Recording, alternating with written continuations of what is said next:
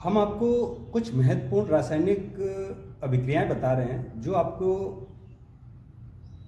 12th के जो chemistry का एग्ज़ाम है उसमें काम आएंगी, जिसमें नाम वाली अभिक्रियाएं बहुत ज़्यादा पूछी जाती हैं। जिसमें पहली अभिक्रिया हम बता रहे हैं आपको कार्बिल एमीन अभिक्रिया। कार्बिल एमीन अभिक्रिया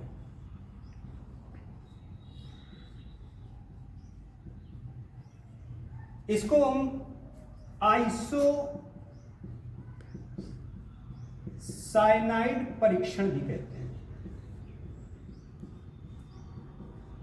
इसमें हम क्या करते हैं, एमीन का परीक्षण भी करते हैं। एमीन को क्लोरोफॉर्म और KOH के साथ, एमीन को यहां पर हम लिख रहे हैं, एमीन को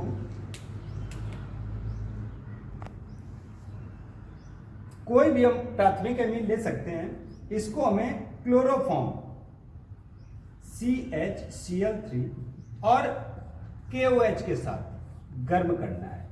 ध्यान रखना, इसको हम क्या करते हैं, KOH क्षार के साथ क्लोरोफॉर्म और एमीन तीनों को मिलाकर हम जब गर्म करते हैं, पर जब इनकी रिएक्शन कराते हैं तो KCl प्राप्त होता है और इनसे क्या प्राप्त होता है, जल H2O, और प्राप्त होता है यहां पर CH3NC, जिसको बोलते हैं एल्किल आइसोसाइनाइड। और इसमें जब ये रिएक्शन कराते हो तो इसमें तीव्र गंध आती है, तो इसमें एमीन का परीक्षण हो जाता है कि ये परीक्षण हो चुका है कि यहां पर एमीन उपस्थित है। अगर हम इसकी बेसिक रिएक्शन की बात करें कि कैसे रिएक्शन होगी, तो वो हम अलग से लेक्चर बना देंगे। यहां पर एक बात ध्यान रखना, CH3NC, इसको अगर हम पढ़ेंगे तो ये आपका है मेथिल एमीन, इसको हम बोलेंगे मेथिल एमीन, और इसको हम बोलते हैं क्लोरोफॉर्म। क्लोरोफॉर्म ये है आपका पोटेशियम हाइड्रोक्साइड, पोटेशियम हाइड्रोक्साइड। ये जब प्राप्त होगा यहां पर, तो ये आपका पोटेशियम क्लोराइड, पोटेशियम क्लोराइड, ये जल है, और ये मेथिल आइसोसाइनाइड। अगर हम इसकी बात करें कि ये अभिक्रिया होगी कैसे, तो यहां पर लेते हैं C, एक H, और यहां पर 3 क्लोरीन है, और जब हम इनकी रिएक्शन, ये आपस में रिएक्शन करेगा KOH से, और यहां 3 KOH लेंगे, ये KOH KCl बनाएगा। ये कितने KCl बनेंगे, तो 3 KCl बनेंगे। तो कितने KCl बनेंगे, 3, 1 2 3। यहां पर ये 3 KCl प्राप्त हुए, और KCl प्राप्त होने के बाद, क्योंकि हमारे पास यहां पर KCl हमने हटा दिए हैं, ये आपस में क्या बनाएंगे, जल। एक हाइड्रोजन ऑक्सीजन यहां से, तो ये बन जाएंगे कितने जल, 2, और एक ऑक्सीजन इस हाइड्रोजन से जो CH3NH2 का हाइड्रोजन है, ये दोनों हाइड्रोजन इससे लेंगे ऑक्सीजन, और 3 जल के मॉलिक्यूल बन जाएंगे, और बचेगा यहां पर केवल और केवल C। तो ये C आके यहां से जुड़ जाएगा, और इसी को बोलते हैं मेथिल या एल्किल आइसोसाइनाइड। तो पहली रिएक्शन हो चुकी है, जिसको हम बोलते हैं कार्बिल एमीन परीक्षण या कार्बिल एमीन अभिक्रिया। आज दूसरी अभिक्रिया की बात करते हैं, स्मिट अभिक्रिया।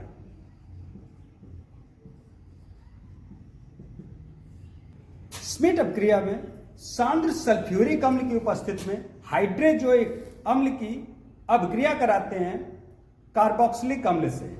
जब हम इसकी अभिक्रिया कराते हैं कार्बोक्सिलिक अम्ल से, तो यहां पर कार्बन डाइऑक्साइड प्राप्त होता है, हाइड्रोजोइक अम्ल से अभिक्रिया कराने पर प्राप्त हो जाता है। इसके बाद आपका प्राप्त हो जाता है N2, इसके साथ प्राप्त हो जाता है प्राथमिक एमीन। तो यहां पर हम अभिक्रिया कराते हैं CH3COOH की, हमें करानी है हाइड्रोजोइक अम्ल से, इसे हम बोलते हैं हाइड्रोजोइक अम्ल, और ये हम करा रहे हैं कार्बोक्सिलिक अम्ल से अभिक्रिया, कार्बोक्सिलिक अम्ल से अभिक्रिया। और किसकी उपस्थिति में, तो सांद्र सल्फ्यूरिक अम्ल की उपस्थिति में।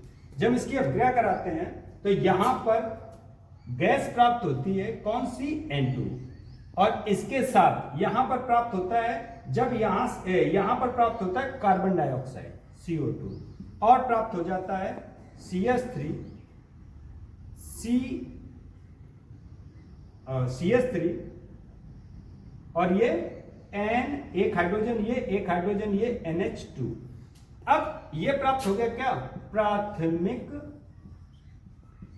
एमीन, और इसी को बोलते हैं क्या, मेथिल एमीन। और ये है कार्बन डाई ऑक्साइड और ये है नाइट्रोजन गैस। यहां पर हम बात करें ये अभिक्रिया हुई कैसे, तो यहां पर हम ले रहे हैं CH3 C double bond OH, हम क्या ले रहे हैं N3H, यहां पर हम 3 N ले रहे हैं और एक हमारे पास क्या H। कभी भी हम इस अभिक्रिया को कराते हैं, कोई भी अभिक्रिया कराए, नाइट्रोजन अगर मिल रहा है तो ये नाइट्रोजन क्या बना लेगा, गैस। नाइट्रोजन एक गैस, N2 बना के ये नाइट्रोजन उड़ गई। अब यहां पर क्या है, CO2, यहां जब गर्म करने पर सांसल्फ्यूरिक अम्ल की उपस्थिति में यहां पर क्या बन जाता है, CO2। जैसे ही CO2 बनता है तो यहां पर कितने बचेंगे, एक N है, 2 हाइड्रोजन है, ये बन जाएगा क्या, NH2, और बन जाएगा क्या, प्राथमिक एमीन। उसके बाद है क्लीमेंशन अपचयन। क्लीमेंशन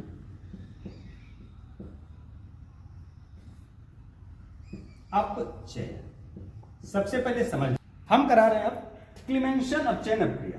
क्लीमेंशन अपचयन में हमें पता होना चाहिए कि हम जिंक और Hg, जिसको हम बोलते हैं जिंक का अमलगम, एवं सांद्र HCl की उपस्थिति में ये अभिक्रिया कराते हैं। और अभिक्रिया किससे कराते हैं, तो एल्डिहाइड से कराते हैं, CH3CHO। और हम इसका क्या कराते हैं, अपचयन। और जब हम अपचयन कराते हैं तो हम कितने हाइड्रोजन लेते हैं काम में, 4। जब इसका अपचयन कराते हैं तो यहां से 2 हाइड्रोजन एक ऑक्सीजन लेके बना लेते हैं जल, क्या बना लेंगे, जल। और जब जल बनेगा, अपचयन में ऑक्सीजन हटता है, हाइड्रोजन जुड़ता है और यहां पर बन जाता है एल्केन, यहां पर बन जाता है एल्केन। और इस अभिक्रिया को हम बोलते हैं क्लीमेंशन अभिक्रिया, क्लीमेंशन अपचयन अभिक्रिया। ये हमारा एसीटैल्डिहाइड है, नाम की बात करें एसीटैल्डिहाइड, ये हाइड्रोजन है, ये अमलगम है, ये एल्केन है, ये जल है, ये सांद्र HCl हाइड्रोक्लोरिक अम्ल है। यहां पर हम एक बात बताना चाहेंगे, अमलगम एवं सांसल्फ्यूरिक अम्ल की उपस्थिति में जब एसीटैल्डिहाइड या एल्डिहाइड का अपचयन कराते हैं तो एल्केन प्राप्त होता है। इस अभिक्रिया को क्लीमेंशन अपचयन अभिक्रिया कहते हैं। अभिक्रिया कैसे हुई बात कर लेते हैं। CH3 C double bond OH, यहां पर जैसे ही हम अपचयन करवाएंगे तो हम क्या करेंगे कि हमारे पास जो हाइड्रोजन है, अपचयन हाइड्रोजन जुड़ता है, ऑक्सीजन हटता है, ये दोनों हाइड्रोजन इस ऑक्सीजन को लेंगे, बना देंगे यहां पर जल, और यहां पर कार्बन 4 बॉन्ड बनाता है, तो यहां पर जुड़ जाएगा हाइड्रोजन, बन जाएगा CH3। इस प्रकार से आपका बन जाएगा एल्केन। नेक्स्ट हम आपको अभिक्रिया बता रहे हैं हॉफमैन ब्रोमाइड अभिक्रिया। हॉफमैन ब्रोमाइड अभिक्रिया। हम एमाइड की अभिक्रिया KOH एवं हैलोजन से जब कराते हैं तो हमें एमीन प्राप्त होता है। इस अभिक्रिया को समझते हैं हम।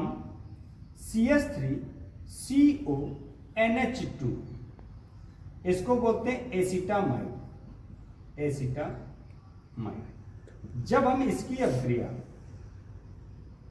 Br2 और KOH से कराते हैं तो हमें प्राप्त होता है यहां पर KBr, K2CO3 प्लस H2O और CH3 NH2, ये आपको प्राप्त होगा। चलिए अभिक्रिया की क्रियाविधि समझते हैं। सबसे पहले नाम, इसको हम बोलते हैं ब्रोमीन, इसको पोटेशियम हाइड्रोक्साइड, पोटेशियम हाइड्रोक्साइड, इसको पोटेशियम ब्रोमाइड,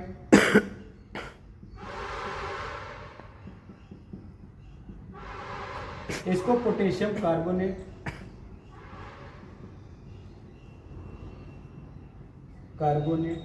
इसको जल, ये एल्किल एमीन तो मेथिल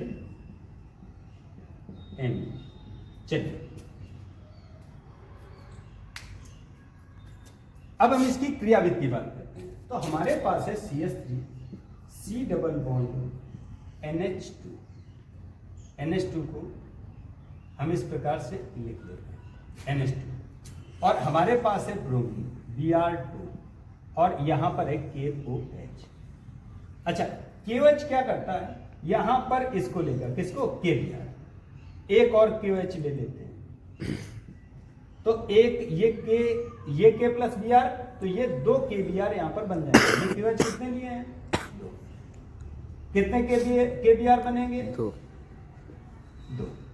अभी यहां पर कितने जल के मॉलिक्यूल बन जाएंगे, H2O, एक जल का मॉलिक्यूल बन चुका है, एक ऑक्सीजन हमारे पास शेष है।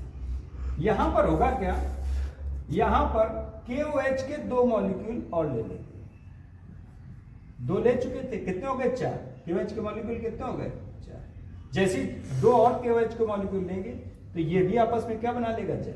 जल कितने बन चुके हैं, 3, 2 ये थे, 1 2 जल के मॉलिक्यूल। यहां पर हमारे पास 2 K हैं, एक कार्बन ऑक्सीजन ये है, तो C डबल बॉन्ड O, अगर इसको यहां से हटाते हैं तो एक ऑक्सीजन इधर, एक इधर, और जैसे ही ये कार्बोनेट बनेगा CO3, तो इस पर एक माइनस खाली होगा, इस पर एक माइनस खाली होगा, तो यहां पर इसको संतुलित कौन करेगा, K प्लस, तो ये क्या हो जाएगा, K2CO3, तो ये बन जाएगा क्या, पोटेशियम कार्बोनेट। जैसे पोटेशियम कार्बोनेट बनेगा, NH2 इससे जुड़ जाएगा, बन जाएगा आपका मेथिल।